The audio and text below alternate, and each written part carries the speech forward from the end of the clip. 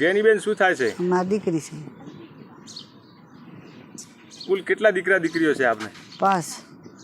શું શું નામ છે? પહેલાં ગેનીબેન, ગંગાબેન, પછી મેવાભાઈ, પછી જોરાભાઈ, પછી રમેશભાઈ છેલ્લા. ગેનીબેન અહીંયા જન્મ્યા હતા ત્યારથી કેવા હતા? નાનપણમાં શું કેવા ભણવા જતા હતા? ભણવા જતા ને તાર ભણવા જતા, પછી ખેતીનું કામ આવડતું, ઘરનું કામ આવડતું, વહાણ વાસણું, ખાવા પીવા બધું કરતા. રોટલા ઘડતા? હવે રોટલાય કરતા. કેવા બનાવતા? રોટલા વડે આવડે એવા છોકરાને ખાવા કરે. અમારા કામમાં હોય તો એને ખાઈ પીને નિહાળીને જતા રહે એવા ઘડીને ખાઈને અડતા. પહેલા પરિસ્થિતિ કેવી હતી? પહેલી તો વળી ફરી હતી પરિસ્થિતિ. કેવી તકલીફ પડતી પહેલા? તકલીફ તો વળી હેરથી પડતી, પણ તોય ભણાયા. હા, ક્યાંય ભણવા જતા? પહેલાં બાસણા ગામમાં ભણ્યા, પછી કુવાડા ભણ્યા, પછી બળોધણ ભણ્યા, પછી ભાભર મેલ્યા. પોચે બેન ભાઈ ભેગા ભણવા જતા? ના ના ના મોટા સડવું તે. કુવાડા તો 5 ભાઈ બોન ભેળા જ જશે. શેમાં જતા? ચાલતા જતા ગાડીમાં? ના, આ 3 ચાલતા જાય. 2 નાના, એક ગંગાબેનના પંગ છે ને એ, અને એક નાંચો, એ 2 ગાડીમાં જાય. હા, એને થોડું ભાડું હોય તે હાલ તે અહીંયા ચાલતા અહીંથી કુવાડા. ગેનીબેન મદદ કરતા નાનપણમાં? તમને શું શું મદદ કરતા હતા? આ કામની મદદ કરતા. ખેતરનું કામ? જેટલું બને એટલું થોડા ઘણું કામ કરીએ જતા ગેનીબેન. મસ્તી કરતા? હેરાન કરતા તમને? ના, હેરાન તો ના કરતા હોય કે એને કામથી મતલબ. બધાય બાપડા થોડું નાના હતા તો એને હવને એના પૂરતું કામ કરીને અડતા. ભણવાનો તો એને ખાસ અમારે પણ ભણાવવા હતા, એને પણ ભણવું હતું. હા, ભણવું તો તારે જ ભણ્યા ને, નકર હપરાણે હાટે તો શું ધોકાઈ મેલા તો પાછા આવે એને શું કરા? હે, એને તો કંઈ કામ વધે ને. પણ થોડુંક મનતનથી હોય તો ખરું ને. હવે તમે ઠેઠ અહીંથી વીડિયો લેવા આવ્યા પાલનપુરથી, તો તમને કાંઈક લાગણી એવી તો કાંઈક હોય ત્યારે તમે આવો ને. તો એ તો થોડું ઘણું અમારે દખ હતો, પણ એને ભણવાની ઈચ્છા હતી. અને ગેનીબેનને તો નાન થકાથી મેં લાડ લડાયા છે આમ. અને એના પપ્પાએ તો 20 વર્ષ તો પંચાયતમાં રહ્યા છે. આમ સરકારનો પાયો, રાજકારણનો રસલ એના બાપનો પહેલો.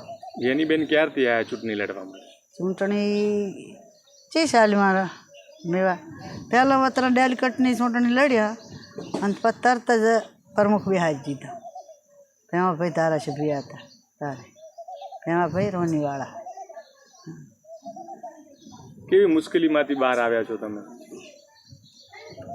મુશ્કેલી તો ઘણી હતી, પણ અત્યારે તો ભાઈ સુખના ગાડા થઈ ગયા. દિલ્હી બેન પકડી દીધા. તમે સૌના આશીર્વાદ. હા, તો વસ્તી જોવે ને. અત્યારે લોકસભાની ચૂંટણી લડીને વિજેતા બન્યા છે, કેવી ખુશી છે પરિવારમાં? પરિવારમાં ખુશી તો હોય ને. લોકોની પહેલી, અમે પાસે. દિલ્હી ગયા બેઠા છે હવે બેન, કેવું લાગે છે તમને? સારું લાગે ને, દિલ્હી બેઠા છે તે. એની બેન દિલ્હી જ્યાં સારું ના લાગે સૌને. પહેલા કરતા હવે કેવું છે? સારું છે ને પહેલાં કરતાં. અત્યારે એ મારે છોકરાએ મારે ધંધે લાગેલ 3 એને. આને છોકરો છે એ નોકરી કરે, રમેશભાઈ નોકરી કરે, પછી નાનો જોઈ વસેટી જોઈ મંત્રી છે. હા, આનો પણ મારે ગેનીબેન પ્રમુખ બેસતા અમારે વળી બધાએ ધંધે લાગી ગયા છોકરા. ઓકે, બોલો. નાના હતા ત્યાં રમતા, પછી આગા પાછા છોડીએ ભેળા રમવા જતા રહે. પછી વહેલા મોડા ચક થોડું ઘણું વધારું થાય તો પછી આપણે રમવા છોકરું પડી જાય, પછી જેડી ગોતવાઈ જવા પડે.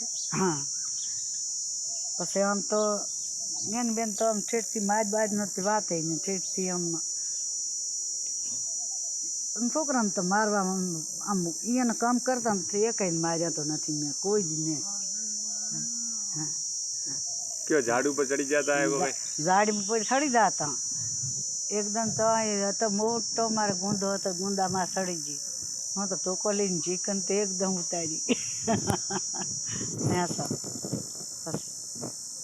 બીજા ભાઈ બેન ને મારતા એટલે ગેની બેન માર ખાતા કે દોડી જતા? દોડી એ તો એકને મારે બીજું દોડી મળે. હા હવે ગેની બેન લોકસભાની વિજેતા થયા છે તો કેવું લાગે છે હમણાં? સારું લાગે છે ને બેન. અત્યારે દિલ્હી પહોંચ્યા ને કેમ ને સારું લાગે અમને ભાળતા હે મળવા આવે છે ગેની બેન? હવે કાલે મળી જ્યાં ફોટા બોટા આવી ગયા છે, ટીવીઓમાં આવી ગયા કાલે એના પપ્પાને મને મળીને ત્યાં ટીવીઓમાં તમારા મોબાઈલમાં છે. પાપર તાલુકાના અબાસણા ગામ એ મારી જન્મભૂમિ છે. મધ્યમ ગરીબ વર્ગ અને ખેડૂતો પૈકીના સમાજ અને એમાં રાજકીય રીતે મારા ફાધર એ નાના મોટા કોંગ્રેસના કાર્યકર તરીકે, તાલુકા પંચાયતના સભ્ય તરીકે, જિલ્લા પંચાયતના સભ્ય તરીકે, સરપંચ તરીકે વર્ષો સુધી રાજકારણમાં રહી અને એમને એક રાજકીય જે ગુણ આપવો જોઈએ, એક રાજકીય એમને કેળવણી આપવી જોઈએ, એ પિતા તરીકે મને પૂરેપૂરી મળી છે.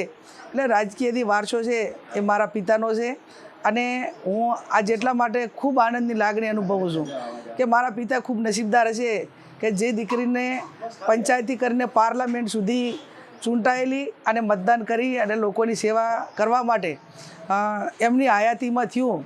એટલે હું માનું ત્યાં સુધી એમનો પિતા તરીકે જે એમને મારા ઉપરથી એક લાગણીથી એ સમયમાં કે જે આજથી 35-40 વર્ષ પહેલાં અમારા સમાજમાં ભણાવવું એ બહુ અશક્ય હતું, છતાં પણ એમને એક આગેવાન તરીકે જે એમના રાજકીય આગેવાનો સાથેની બેઠકના કારણે શરૂઆતથી જ મને ભણાવવા માટેના પ્રયત્નો કર્યા અને જાહેર જીવનમાં લાવી.